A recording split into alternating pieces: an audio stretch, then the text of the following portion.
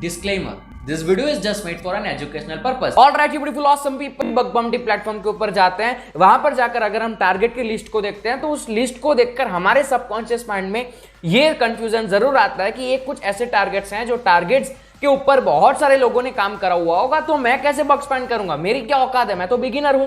Professionals होते हैं, उन्होंने पहले से इसके ऊपर सब कुछ कर रखा होगा, तो मेरे को तो बग मिलने के चांसेस ही नहीं है। तो ये सवाल सभी के दिमाग में आता है कि बग बाउंटी का टारगेट कहां से लेकर आए। बग बाउंटी तो हम सब करना चाहते हैं, लेकिन टारगेट कैसे चूज करेंगे। अब टारगेट चूज करने के बाद क्या करेंगे, ठीक है, मैंने बता दिया टारगेट कैसे चूज करना है वो मैं इस वीडियो में बता दूंगा, लेकिन उसके बाद क्या करेंगे। टारगेट तो चूज कर लिया, उस टारगेट के ऊपर तो बहुत सारे लोग काम कर रहे होंगे। अब हम क्या करें, किस तरीके से टारगेट चूज करना है, क्या पहला स्टेप करना है, कैसे करना है, एक बिगिनर के लिए इस वीडियो के अंदर मैं बहुत ही अच्छे से ये इंफॉर्मेशन को क्यूरेट करके आपके सामने प्रेजेंट करने वाला हूं। यहां पर मैं आप लोगों को कुछ बिगिनिंग अप्रोच वाले टूल्स के बारे में भी बात करने वाला हूं जो एक बिगिनर को एक टारगेट को अप्रोच करने में सबसे पहले यूज करने चाहिए। इस वीडियो को एंड तक देखते रहना, बहुत ही मजेदार वीडियो है। आज की इस वीडियो से आप बहुत कुछ नया सीखने वाले हो। अगर आप बिगिनर हो, यह वीडियो आपके लिए बहुत ही यूजफुल होने वाली है। बहुत सारे नए टूल्स डिस्कवर होने वाले हैं, बहुत सारी नई चीजें सीखने वाले हो। वीडियो को एंड तक देखते रहना। वीडियो को स्टार्ट करता हूं बिना किसी देरी के। Welcome to spin that, this is एबजील और ये वीडियो है जो मैंने बताया उनके बारे में। So without further ado, let's exploit.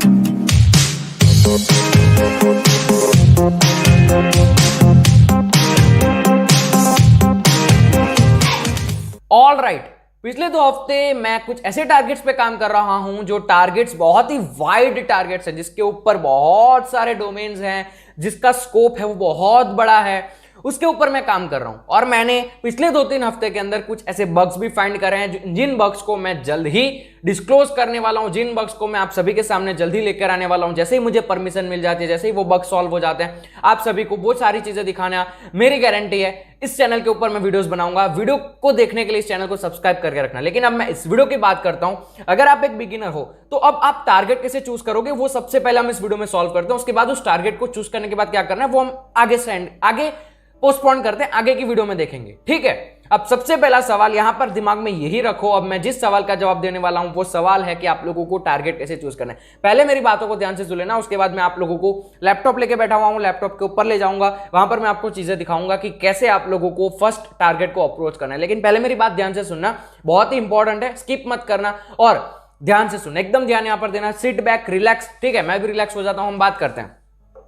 Okay, अब अगर आप एक बिगिनर हो, अब आपको अगर HackerOne, बग क्राउड, यहां पर मैं कोई भी ऐसे रूल्स नहीं बना रहा कि आप इंटीग्रिटी पे जाओ, HackerOne पे जाओ, बग क्राउड पे जाओ, सिनेक पे जाओ, YesVHack पे जाओ, आपको जो भी प्रीफर्ड बग बाउंटी प्लेटफॉर्म लगता है उसके ऊपर जाओ, ठीक है। यहां पर कोई भी रूल्स नहीं है। अब आपको क्या करना है, अब मैं आप लोगों को एक चीज बताता हूं। हम लोग क्या करते हैं, हम लोग ऐसे टारगेट्स के ऊपर ध्यान देते हैं। एज अ बिगिनर मैं भी ये फेस करता था।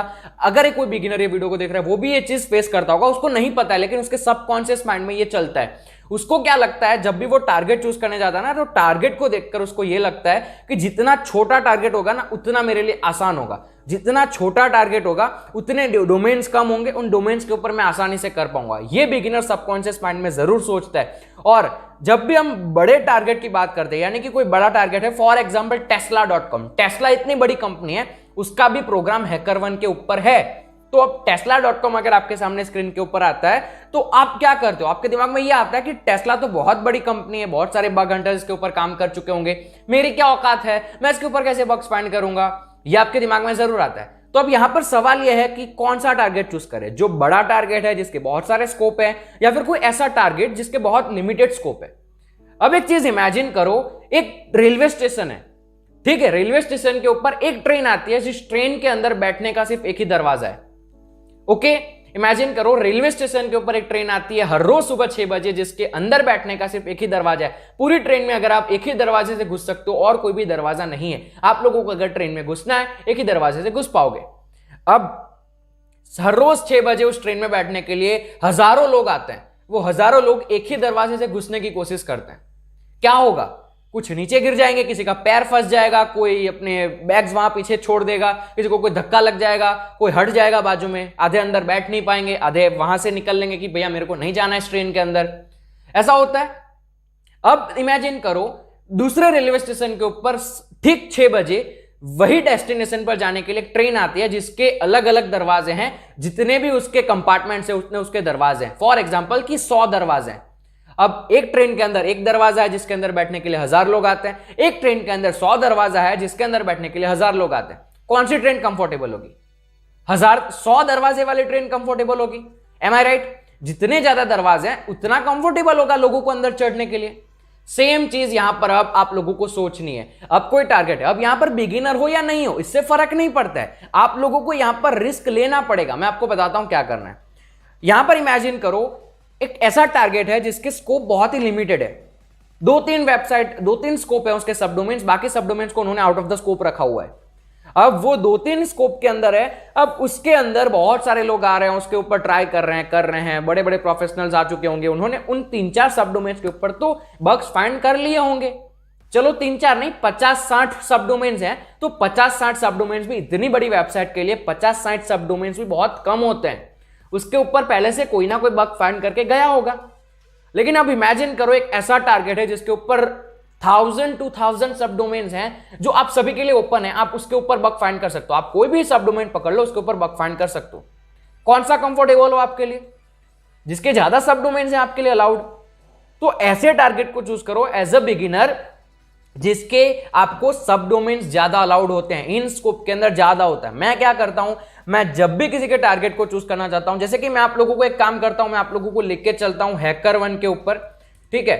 ऑल राइट, तो यहां पर HackerOne के ऊपर मैं अब आप लोगों को दिखाता हूं एक जो प्लेटफॉर्म एक जो प्रोग्राम है, माय बैड, एक जो प्रोग्राम है वो प्ले स्टेशन का है और एक जो प्रोग्राम है वो है यहां पर बिट्सो का।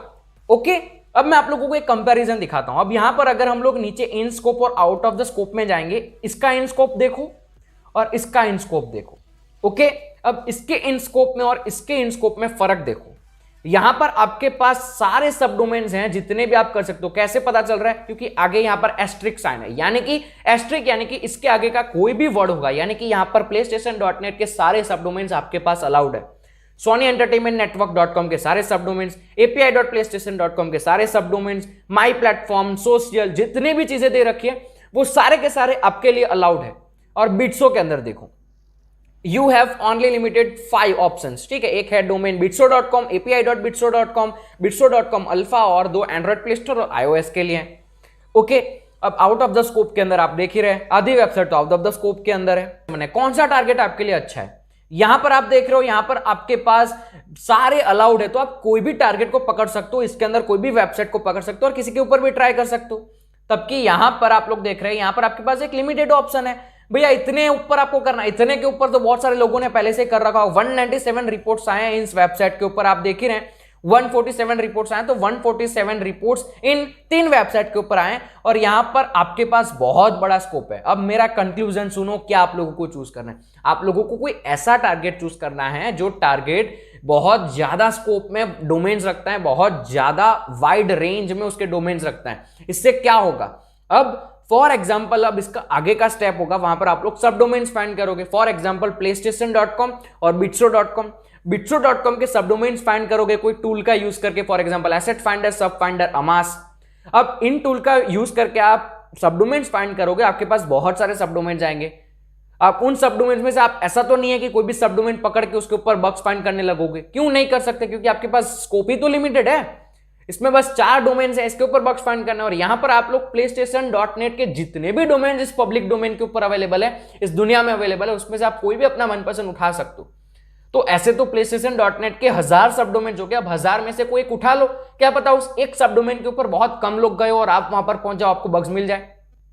समझ लो मेरी बात को, समझो, समझ गए होंगे आई गेस। आप में से काफी सारे लोग समझ गए होंगे। जितने बड़े आपके पास सबडोमेन, जितने ज्यादा सबडोमेन्स होंगे ना, ऐसा टारगेट चूज करो जिसमें जितने भी सबडोमेन्स है वो सारे के सारे इन स्कोप है। ऐसा टारगेट चूज मत करो जहां पर आपके पास एकदम आपको सिक्योर दिया जाता है, एक बक्से के अंदर आप लोगों को कैद कर लिया जाता है। ऐसा बिल्कुल भी मत करो। ऐसे टारगेट चूज करो जिसके ऊपर बहुत ज्यादा सबडोमेन्स हो, तो आपके लिए वो इजी हो जाएगा। एज अ बिगिनर आपको ऐसे सबडोमेन को अप्रोच कर सकते हो जिस सबडोमेन पे आपको लगता है शायद कि यहां पर यूजर कम गए होंगे। वो पता नहीं चलेगा कि गए होंगे कम या नहीं गए होंगे, लेकिन चांसेस ज्यादा रहते हैं बग्स फाइंड करने के। और इसके ऊपर बिट्सो के ऊपर चांसेस बहुत कम हो जाते हैं। सो नाउ अभी आपके ऊपर, आप HackerOne पे मैं आपको एग्जांपल दिखा रहा हूं, बगक्राउड पे जाओ, कहीं पर भी जाओ, कोई ऐसा टारगेट चूज करो जिसके ऊपर बहुत ज्यादा सबडोमेन्स हैं। Now point should be noted here, आप लोगों को यहां पर घबराना बिल्कुल भी नहीं है कि इतनी बड़ी वेबसाइट है, मैं कैसे बग्स फाइंड करूंगा। लेट इट बी, बग्स नहीं फाइंड कर पाओगे तो भी चीजें सीखोगे, आप लोग बहुत सारी चीजें सीखोगे। तो ये दिमाग से निकाल दो, रिस्क है तो इश्क है, रिस्क है तो इश्क है, तो इश्क करते हो, इससे करते हो तो फिर इसके ऊपर जाओ। बिगिनर हो, डरना बंद करो, छोड़ो बेकार की बातें, चले जाओ इसके ऊपर, स्टार्ट कर दो चीजें जितनी भी आती है। अब मैंने क्या बोला, स्टार्ट कर दो। कैसे स्टार्ट करना है, let me tell you how to do that.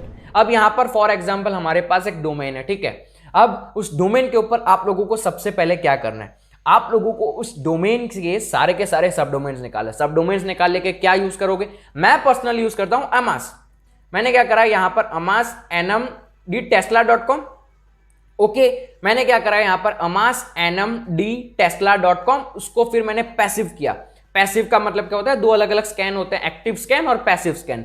मैं आपको ये रिकमेंड करूंगा पैसिव स्कैन ऑलवेज ट्राई करें, एक्टिव स्कैन ट्राई मत करें, क्योंकि अमास ज्यादा फोर्स करेगा सर्वर पे तो सर्वर के ऊपर वो चीजें इफेक्ट कर सकती है, तो इट इज नॉट एप्लीकेबल। आप वो मत करो, आप पैसिव स्कैन करो। मैं पर्सनली पैसिव करता हूं, फिर आगे आपकी मर्जी है।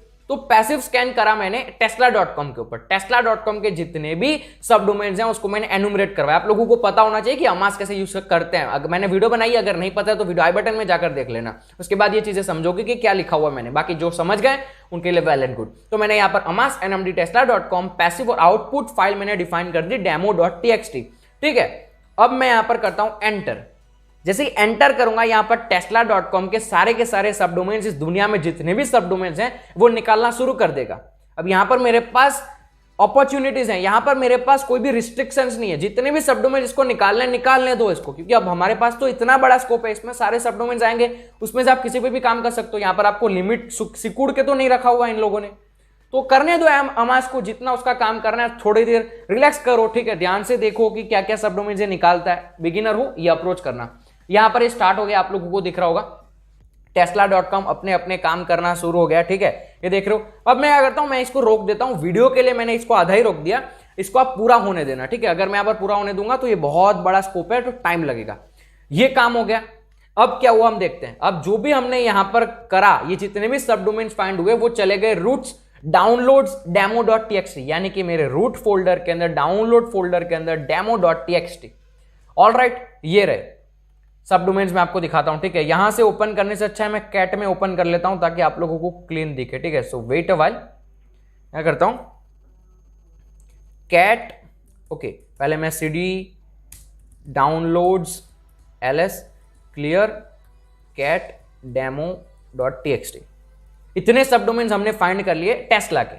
अब यहां पर मेरी बात ध्यान से सुना, इतने सब डोमेन्स फाइंड करे, इसमें से कुछ सब डोमेन शायद काम कर रहे होंगे, कुछ सब डोमेन शायद काम नहीं कर रहे होंगे। अब वो कैसे पता करेंगे हम, तो यहां पर अब आप दूसरा टूल यूज कर सकते हो, जिस टूल का नाम है मास डीएनएस। मास डीएनएस क्या करेगा, मास डीएनएस इसको रिजॉल्व करेगा।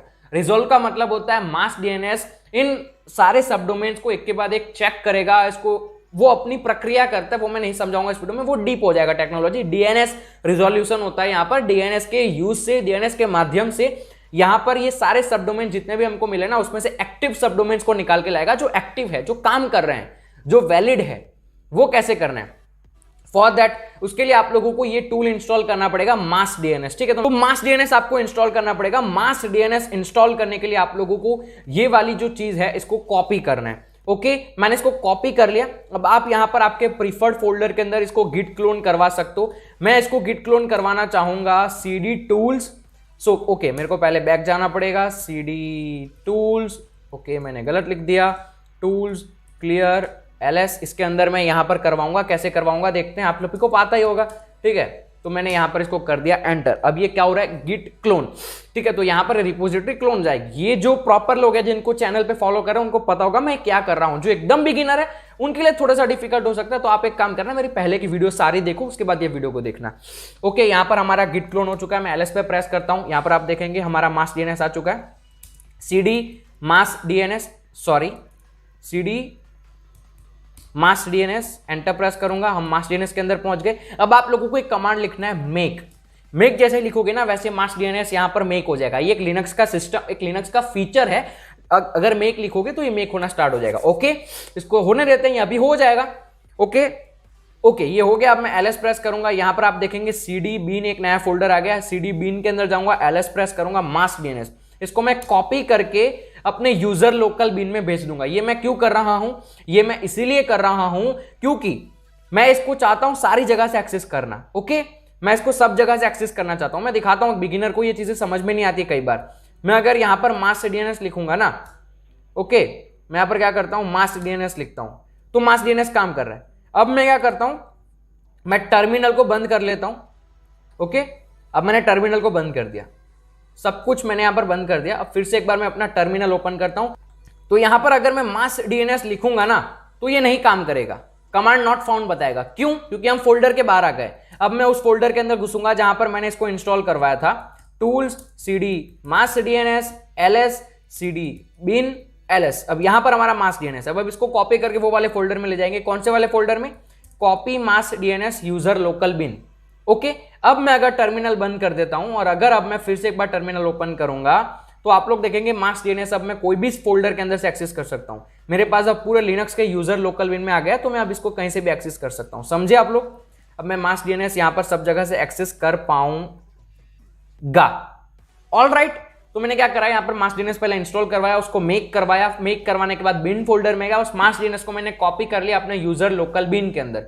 यूजर लोकल बिन के अंदर वो आ गया, अब वो काम कर सकता है कहीं पर भी। तो यहां पर अब हमारा mask dns आ गया। अब इसको एक्चुअली में यूज कैसे करना है मैं आपको बताता हूं। mask dns, उसके बाद आप लोगों को क्या करना है, यहां पर बेसिकली आपको अब एक चीज और दिखाता हूं, ठीक है। जब भी आप लोगों ने mask dns इंस्टॉल करा होगा ना, मैं आपको दिखा देता हूं। mask dns मैंने कहां पर इंस्टॉल करा था? अपने टूल्स फोल्डर के अंदर mask dns bin, सॉरी बिन में नहीं जाना है अभी, बस यहां पर आपको जाना है इस वाले फोल्डर के अंदर। यहां पर मैंने mask dns इंस्टॉल किया था। अब लिस्ट के अंदर आप लोगों को एक चीज दिख रही होगी, resolver.txt। अब आप लोगों को ये सेम टू सेम चीज आप लोगों को क्या करना है, यहां पर टाइप करना है। कमांड ध्यान से देखो मैंने क्या टाइप करा हुआ है।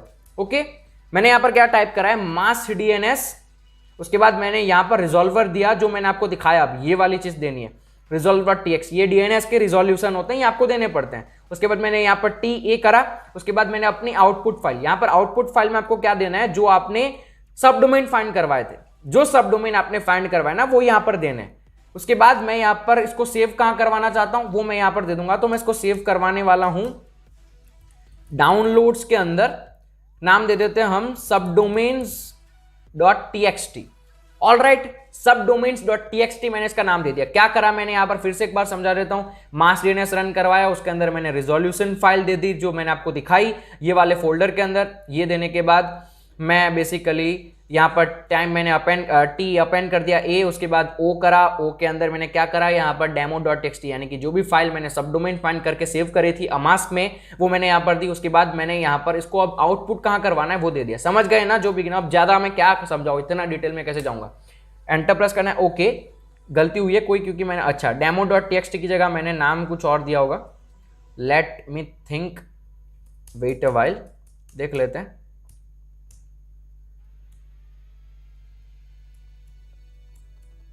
ओके, मैंने उसको सेव कहां पर करवाया था मैं भूल गया यार, I guess downloads folder. Okay, downloads folder के अंदर था, माय बैड, डेस्कटॉप पे नहीं था। अब मैं क्या करता हूं, यहां पर अब मैं करता हूं इसको एंटर। अब यहां पर आप लोग देखेंगे ये टूल अपना काम कर रहा है, ये टूल अपना काम कर रहा है। इसको करने देते हैं। क्या करा मैंने, जो अमास्क के अंदर सब डोमेन्स फाइंड करे थे ना, उन सब डोमेन्स को चेक करना चाहता हूं कि रिजॉल्व हो सकते हैं नहीं हो सकते हैं। तो उस रिजॉल्व को चेक करने के लिए मैंने उसको mask DNS के अंदर लिया। mask DNS के अंदर लाने के बाद अब मैं यहां पर इसको स्कैन कर रहा हूं। ये स्कैन हो गया। अब ये स्कैन होने के बाद आप लोगों को यहां पर एक मैं दिखा देता हूं फिर से, ठीक है। मैं LS प्रेस करता हूं।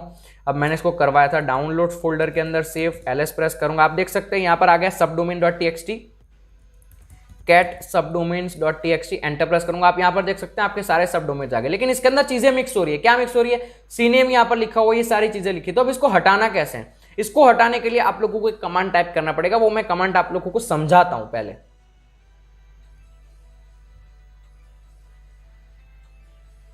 तो आप लोगों को स्क्रीन के ऊपर दिख रहा होगा एक कमांड, जिसके अंदर एक कमांड पूरा का पूरा दिया हुआ है। यहां पर क्या करेगा ये कमांड, ठीक है।